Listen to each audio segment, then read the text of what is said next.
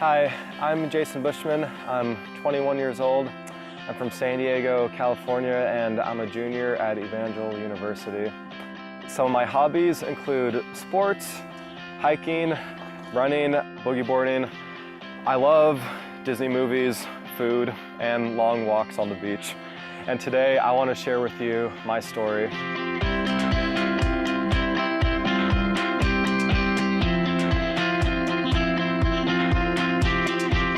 Well, I grew up in a good, loving home, and my parents would always take me to church. So over the course of time, I had a knowledge of who God was, but I never really had a personal relationship with God.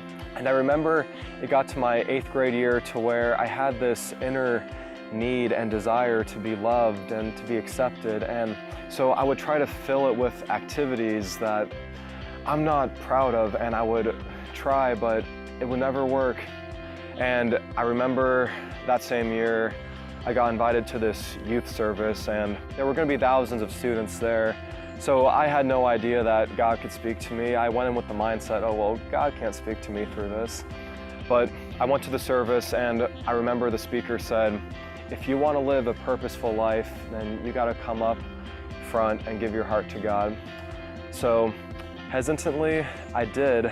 And what really shocked me is what happened when I got up there. I remember someone put their hand on my shoulder and he said these words, Jason, God has so much more for you.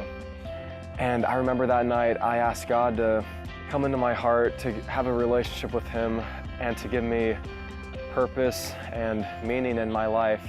And He did. And it was later that same year that I signed up to be a youth leader at my church, and I completely fell in love with that. I was passionate about it, and I just had a great joy in doing it, and it got to a point to where I couldn't see myself doing anything different, and it was from that point on that I knew that I was called to be a youth pastor.